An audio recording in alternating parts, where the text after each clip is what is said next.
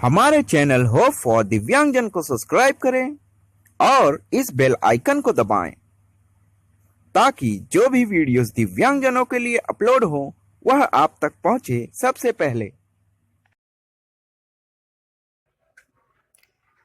Hello दोस्तों, मैं विनायक यादव आप सबका स्वागत करता हूं हमारे चैनल होप फॉर दिव्यांगजन में। आज इस वीडियो में हम एक नई वैकेंसी के बारे में जानेंगे जो कि एसएससी द्वारा निकाली गई है। जी हाँ, एसएससी ने CHSL 2019 के लिए वैकेंसी निकाल दी है। तो चलिए इसको कैसे देखें अब जानते हैं। सबसे पहले आप अपना गूगल ओपन करिए, यहाँ आप टाइप करिए सरकारी results.info और सर्च कर दीजिए।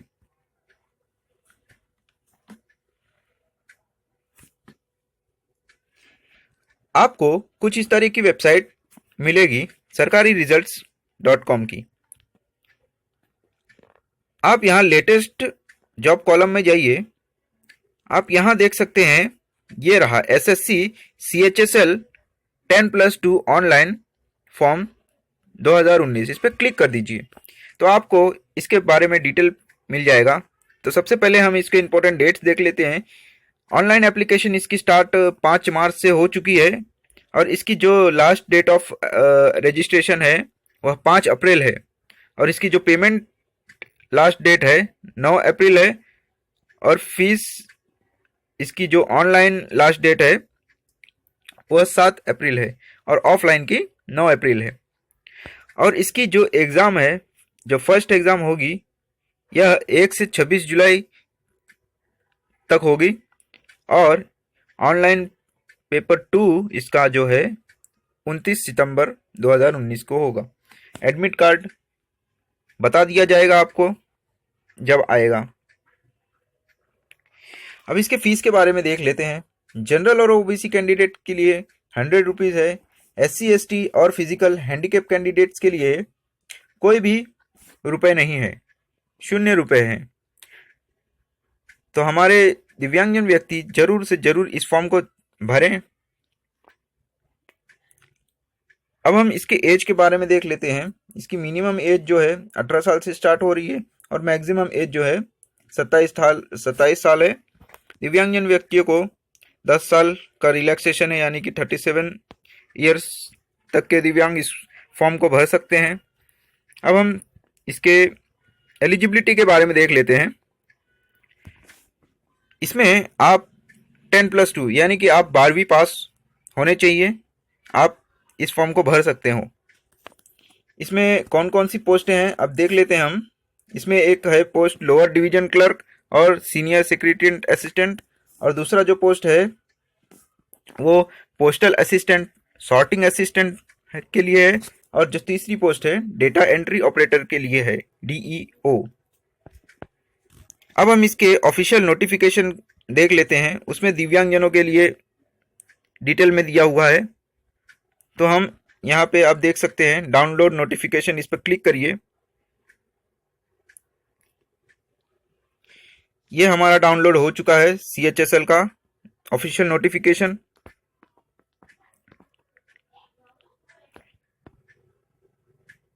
ये रहा ऑफिशियल नोटिफिकेशन। यहाँ पर जैसे कि आप देख सकते हैं यहाँ पोस्ट दिए हुए हैं, कौन से हैं। Lower division clerk, postal assistant, data entry operator और data entry operator grade A, यह सब पोस्ट के लिए है। इसमें रिजर्वेशन दिया हुआ है। रिजर्वेशन कौन से कैंडिडेट्स के लिए है, SC ST PWD कैंडिडेट्स के लिए है। अब हम थोड़ा नीचे जाएंगे, यहाँ आप देख सकते हैं PWD कैंडिडेट्स के लिए यहाँ पे नोट दिया हुआ है कि कौन से पोस्ट के लिए कौन से दिव्यांगजन भर सकते हैं। जैसे कि पहला दिया है लोअर डिवीजन क्लर्क और जूनियर सेक्रेटरीट असिस्टेंट के लिए। यहाँ पे आप देख सकते हैं 1 arm affected, OA category, both leg affected भर सकते हैं, 1 लेग अफेक्टेड भर सकते हैं, और OAL 1 आर्म 1 लेग भर सकते हैं। ब्लाइंड व्यक्ति भर सकते हैं, लो विजन जिसके हैं वो भी भर सकते हैं, और हियरिंग हैंडीकैप इस पोस्ट के लिए एप्लीकेबल हैं। अब दूसरी पोस्ट के लिए देख लेते हैं। पोस्टल असिस्टेंट और सॉर्टिंग असिस्टेंट के लिए OL कैंडिडेट भर सकते हैं, OA कैंडिडेट्स भर सकते हैं, OAL कैंडिडेट्स भर सकते हैं, BL कैंडिडेट्स भर सकते हैं, ब्लाइंड कैंडिडेट्स भर सकते हैं, लो विजन, हियरिंग हैंडीकैप भर सकते हैं। और जो थर्ड पोस्ट है डेटा एंट्री ऑपरेटर, इसमें आप देख सकते हैं OA भर सकते हैं, OL भर सकते हैं, OAL भर सकते हैं, ब्लाइंड बोथ लेग भर सकते हैं, हियरिंग हैंडीकैप भर सकते हैं और लो विजन वाले इस पोस्ट को भर सकते हैं। थोड़ा नीचे देखते हैं, यहाँ पे दिया हुआ है 4.2 पॉइंट देख लीजिए। Person with disabilities are not eligible for any post in BRO। BRO यानी कि बॉर्डर रोड ऑर्गेनाइजेशन। इस पोस्ट के लिए दिव्यांगजन व्यक्ति नहीं एप्लीकेबल है। यह एक डिपार्टमेंट है BRO, उसमें दिव्यांगजन व्यक्ति नहीं एप्लीकेबल है। और यहाँ पे अदर कैटेगरी वाले only males candidates are eligible for this post, female candidates इसके लिए एलिजिबल नहीं है। अब हम थोड़ा नीचे जाएंगे, देखते हैं यहाँ टाइप्स ऑफ डिसेबिलिटी दी हुई है। यहाँ पे फुल फॉर्म दिया हुआ है। ब्लाइंडनेस और विजन में क्या VH आते हैं, और डेफ और हियरिंग में HH, OH कैटेगरी में जो आते हैं यहाँ पे दिया हुआ है, और अदर डिसेबिलिटी में यहाँ D और E कॉलम में दिया हुआ है। अब हम थोड़ा नीचे जाते हैं, यहाँ पे आप एज रिलैक्सेशन देख सकते हैं। PWD कैंडिडेट्स जो जनरल कैंडिडेट्स के लिए हैं वह 10 साल के लिए एज रिलैक्सेशन ले सकते हैं, OBC 13 और SC/ST PWD कैंडिडेट्स 15 साल के लिए एज रिलैक्सेशन है। अब हम थोड़ा नीचे जाएंगे तो यहाँ पे आप certificate, process of certificate format देख सकते हैं। यहाँ पे PWD कैंडिडेट्स को डॉक्यूमेंटेशन जब होगा तो उनको एक सर्टिफिकेट यहाँ SSC बोर्ड को देना होगा।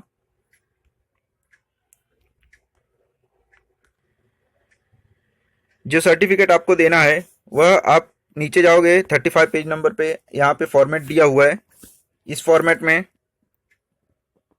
उन लोग को सर्टिफिकेट चाहिए होगा जो कि आप डॉक्यूमेंटेशन, आप अगर फर्स्ट एग्ज़ाम और सेकंड एग्ज़ाम पास हो जाते हैं तो आपको डॉक्यूमेंटेशन के लिए जब बुलाया जाएगा तब उसमें आपको इस फॉर्मेट में आपको सर्टिफिकेट अपने सिविल हॉस्पिटल से बनवा कर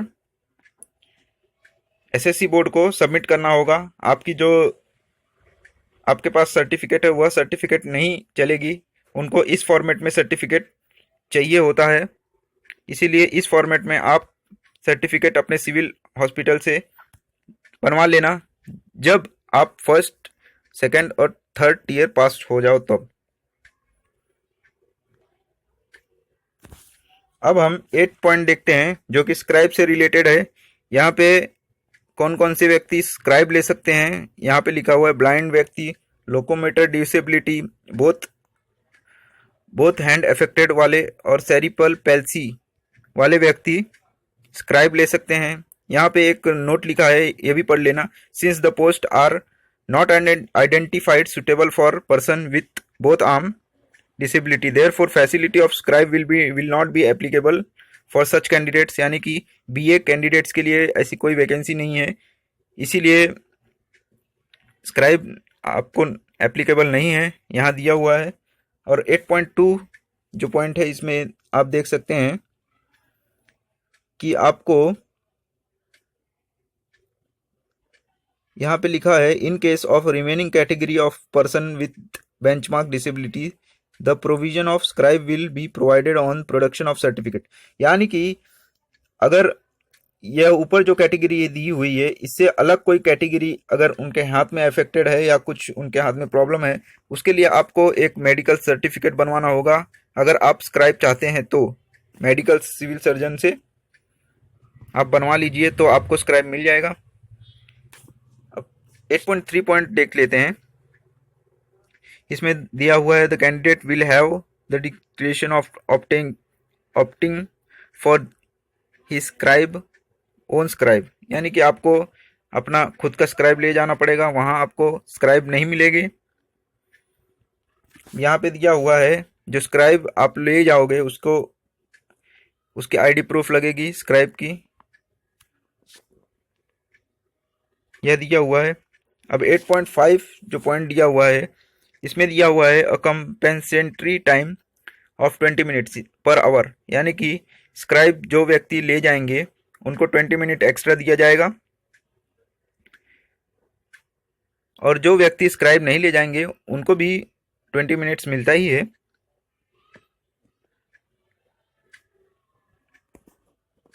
यहाँ पे 8.7 पॉइंट देख लेते हैं। The PWD candidates who have availed this facility of scribe compensatory time must be provided relevant document for eligibility of scribe। यहाँ पे आपको डॉक्यूमेंट लेके स्क्राइब का देना होगा, सबमिट करना होगा। अब हम नीचे थोड़ा जाते हैं।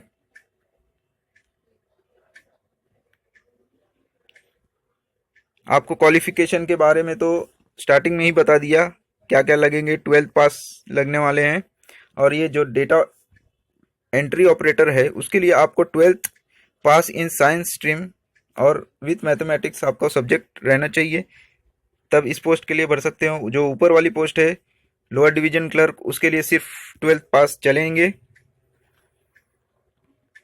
अब हम नीचे आते हैं, थोड़ा और नीचे आते हैं, तो आपको सिलेबस के बारे में दिया हुआ है। टीयर 1 में क्या क्या आएगा। टीयर 1 में basic language English 25 question 50 marks के, एक क्वेश्चन 2 मार्क्स के होते हैं इसमें। जनरल इंटेलिजेंस 25 मार्क्स के क्वेश्चन 25 क्वेश्चन 50 मार्क्स के, क्वांट के 25 क्वेश्चन 50 मार्क्स के, और जनरल अवेयरनेस के 25 क्वेश्चन 50 मार्क्स के आएंगे। और यहाँ पे नॉर्मल कैंडिडेट्स को 60 मिनट दिया जाएगा, और जो दिव्यांगजन व्यक्ति हैं उनको 80 मिनट्स दिया जाएगा। आप थोड़ा नीचे जाएंगे तो यहाँ पे आपको पूरा डिटेल्स इंग्लिश में क्या क्या आएंगे वह दिया है, जनरल इंटेलिजेंस में क्या क्या आएगा वह दिया है, क्वांट में क्या क्या आएगा पूरा यहाँ दिया हुआ है, और जनरल अवेयरनेस में क्या क्या आएंगे वह भी दिया हुआ है। अब यहाँ पे आप देख सकते हैं टीयर 2 पेपर, जो पहला पेपर पास करेगा वो टीयर 2 में जाएगा। उसके लिए 100 मार्क्स के लिए आपको डिस्क्रिप्टिव पेपर होगा, यह ऑनलाइन नहीं होगा। फर्स्ट पेपर जो है वो पेपर ऑनलाइन होगा, और जो सेकंड पेपर है वह पेन एंड पेपर मोड पे पेपर होगा, यानी कि आपको उसमें डिस्क्रिप्टिव लिखना पड़ेगा। उसमें आप सबको एक एसे लिखना होगा 200 to 250 वर्ड्स के, और एक लेटर एप्लीकेशन लिखना होगा। इसमें आप सबको मिनिमम मार्क्स क्वालिफिकेशन के जो 33% चाहिए। अब हम थर्ड टेस्ट के लिए देखते हैं। इसमें आपके टाइपिंग टेस्ट होगी। इसमें टाइपिंग टेस्ट दिव्यांगजन व्यक्तियों को भी इसमें टाइपिंग टेस्ट है, मैंडेटरी है। इसमें कोई भी व्यक्ति टाइपिंग टेस्ट से नहीं छूटेगा। इसमें टाइपिंग टेस्ट दिव्यांगजन व्यक्तियों के लिए भी है। अगर दिव्यांगजन व्यक्ति दोनों हाथ से टाइपिंग नहीं कर सकते या कुछ प्रॉब्लम हो तो उनको एक मेडिकल बोर्ड से एक सर्टिफिकेट लेना होगा। वह सर्टिफिकेट नीचे दिया हुआ है, रुको दिखाता हूँ आप सबको वह सर्टिफिकेट कैसी। ये आप जाओगे 40 नंबर पेज पे, तो आपको यहाँ पे सर्टिफिकेट देख सकते हैं। Certificate regarding physical limitation of in exam me to write, यहाँ पे देख सकते हैं। यह सर्टिफिकेट आपको देना होगा। सॉरी, यह सर्टिफिकेट जो है आप जैसे कि स्क्राइब के लिए बताया था, उसमें जो व्यक्ति का हाथ अफेक्टेड है, जो जिनकी स्पीड स्लो है, उसके लिए यह सर्टिफिकेट है।